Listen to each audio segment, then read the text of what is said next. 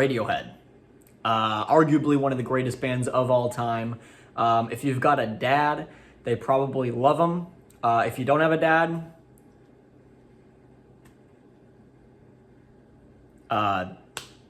sorry.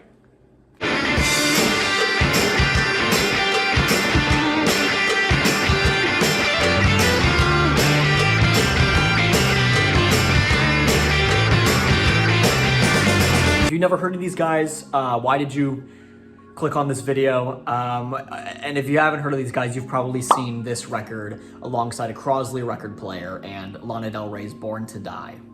I genuinely think that these guys are some of the most talented musicians of all time. I think Radiohead has some of the greatest albums of all time. And I'm certainly not alone in sharing that sentiment. I think that they are widely regarded as being incredibly talented folks. So thought it would be fun to go into a little bit of a deep dive of their discography and give it a little bit of a ranking, a little bit of a tier list. Let me know what other artists you want me to cover in this format. Thought it would be kind of a fun deviation from my usual material that you see on this channel. So let's just hop into it.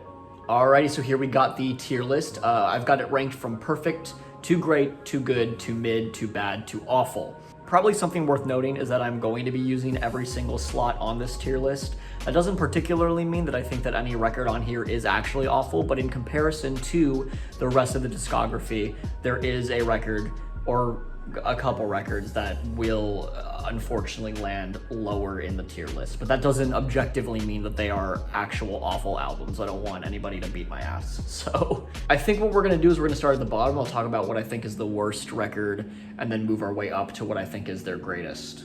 And so that starts us off with what in my opinion is the worst Radiohead record, that being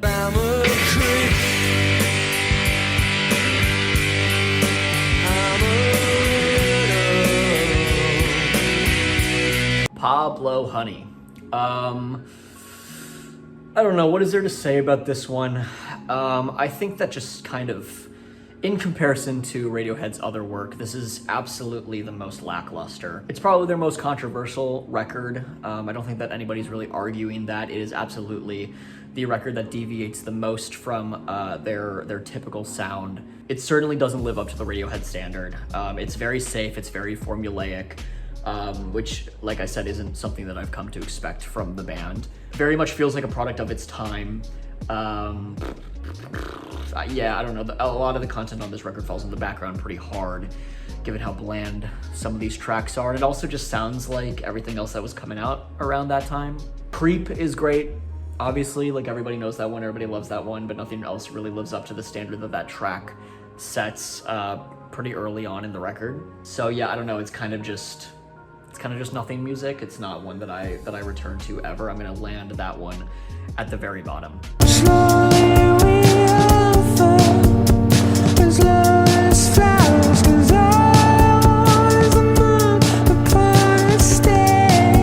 Which then brings us to our next record, King of Limbs. Super weird record, and not in an interesting way. It's very disjointed, very confused, very alienating, and very I don't know, it just feels generally pretty unnecessary. None of these tracks are really saying anything of substance, and none of them are doing anything that is all that groundbreaking or worthwhile. I think to compare it directly to like Pablo Honey, they're pretty much on the same level. I think that the only thing that gives King of Limbs a little bit of a leg up is that it's trying something new, and it's kind of failing in doing that. I don't know, I think it's ultimately just a pretty boring and unengaging listen. I don't see much of a reason to return to this record outside of Give Up the Ghost, which I think is actually kind of a beautiful track, all things considered. But yeah, I'm gonna land this one in the bad category. This is not a record that I return to really ever.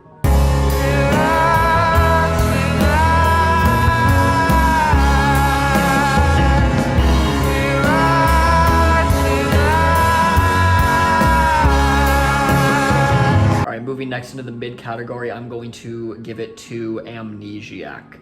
Amnesiac is a Kid A light.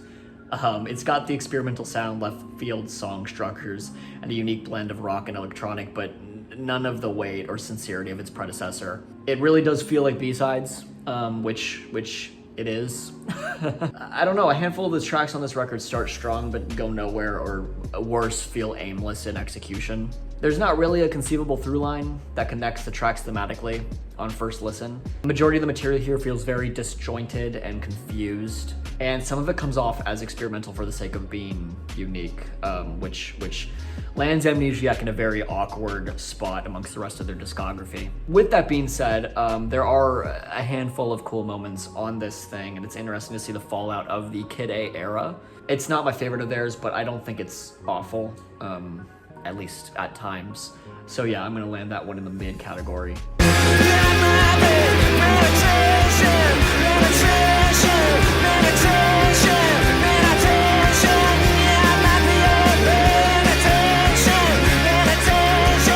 Okay, moving on. Next, I'm gonna give the next spot to Hail to the Thief. Hail to the Thief blends the instrumentation of OK Computer and the experimentation and electronica of Kid A, but it sort of stumbles in its execution. The record sounds very similar to that of its cover. It's kind of a hodgepodge of different ideas and sounds. And there are some great Radiohead tracks on this thing, but the entire listen lacks any sort of cohesion and orchestration of some of their greatest albums. Yeah, a handful of these tracks are fantastic, but I feel like there's an equal amount of ones that fall into the background or fail entirely in its experimentation. For me, it's gonna land in the middle of their discography due to its inconsistency, but I don't know, it works as the lead-up album into In Rainbows. And I really do enjoy the track There. It's certainly good, but it just doesn't really hold a candle to some of Radiohead's best work. So it's gonna land firmly in the middle of the discography. She looks like the real thing. She tastes like the real thing. Which brings us to The Bends. I re-listened to this one semi-recently, actually, and I was relieved to find that it's just as catchy as when I first heard it. Going straight from Pablo Honey to The Bends is a necessary whiplash, and I don't know, this record just feels like a reimagining of what they were striving for on that record. It's accessible and it's catchy, but it also pushes the mold and experiments with new sounds, usually successfully. I think that this record contains some of Radiohead's catchiest and most sonically pleasing work to date, with High and Dry, Fake Plastic Trees, and Just being some of my favorite Radiohead tracks of all time. It's not as powerful as OK Computer or as experimental and interesting as Kid A, but it's definitely not a record to overlook. And I think it's just a really good listen. So yeah, gonna land that one in the good category. This is where the records start to get interesting. So moving forward.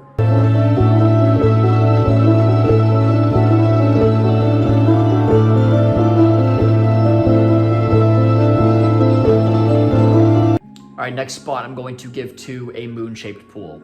Their most recent record, and arguably their most devastating. Moon-Shaped Pool is Radiohead at their most mature and grounded, which is shocking considering how elevated some of their previous material still is today. But I don't know, I think that the songs on this record are just much softer in their production and song structure, yet so potently sad in its songwriting and lyricism. Burn the Witch may be my favorite Radiohead opener of all time. Daydreaming may be the saddest Radiohead track due to its melancholy instrumentation and its hollowing writing. This record does feel like a return to form after The King of Limbs, which was very much a deviation. I'd say it holds a candle to some of Radiohead's greatest records. It manages to be as fantastic as those while remaining accessible to first-time Radiohead goers, which is something that I can appreciate. There's not a whole lot of downtime on this record. I'm not a huge fan of Desert Island Disc, but like I said, like, really fantastic tracks on this thing. I'm going to land it right above The Bends.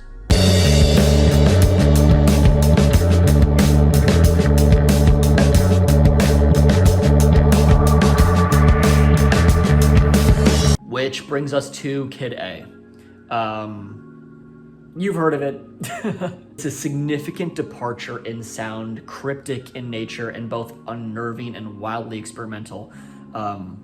And yeah, I mean, truly haunting at times. The record plays with sounds so unfamiliar, so inhuman, and so unorthodox, which results in a very emotional and very interesting listen. The experimentation on this record is honestly like flawlessly executed, especially on tracks like the National Anthem and Idiotech. There's immense feelings of pain, paranoia, disassociation, and depression that is perfectly conveyed through this production. It's a pained album, and the experimentation and jarring instrumentals capture this incredibly well. I found myself wishing that there was more substance in the lyrics on these tracks. I can appreciate these kind of motifs being conveyed through the sound, but it's just something that this record lacks in comparison to Radiohead's best work. Yeah, I mean, most of these tracks feature very ambiguous lyrics that don't necessarily contribute to the themes of this album. But yeah, I don't know, I think that the project just would have worked even better if the lyrics contributed more. The clever and timeless nature of the lyrics on OK Computer made the record what it is today, and Kid A just kind of lacks that. But overall, it is a fantastic listen, and it's one that I could see growing on me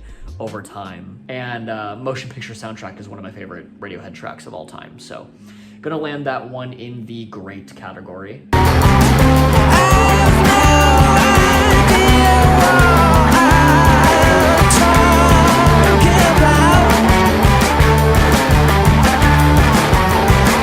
All right, we are reaching the end. This one might be a little bit of a hot take. I'm not really sure, but I'm gonna give the number 2 spot to In Rainbows. This is widely regarded as Radiohead's best record. It's one of their most accessible, especially in comparison to Kid A. Like the Bends, I feel as though it delivers some of Radiohead's most melodically satisfying tracks in their discography. Bangers include Body Snatchers, Nude, Reckoner, Jigsaw Falling Into Place, and of course Weird Fishes. Yeah, a lot of these tracks offer some really fantastic build-ups to beautifully crafted conclusions. Really enjoyed the overall ebb and flow to this record. I think every track kind of feels like it belongs on the lineup, but also feels very perfectly placed. This is damn close to a perfect album. There's maybe 1 or 2 tracks on here that I don't love, that being Faust Arp and maybe House of Cards, but this is still an iconic record. And it's one that I return to quite often. And it is only beat out by our number 1 record, that being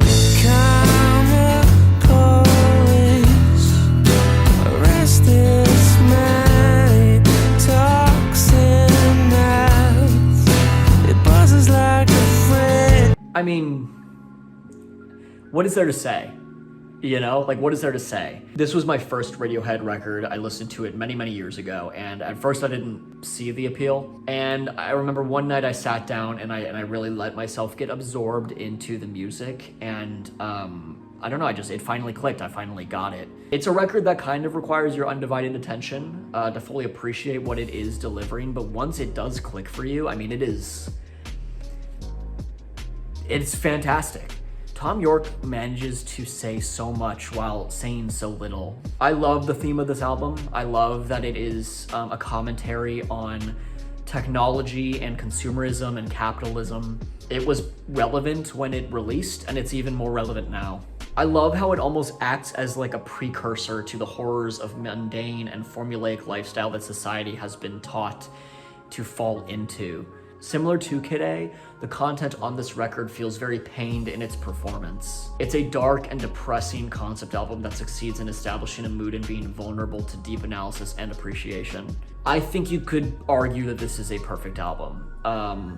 There isn't a bad track on this thing. Exit music for a film, Let Down, Karma Police, Climbing Up Your Walls, No Surprises. This is a staple not only in Radiohead's discography, but also I would argue just in music.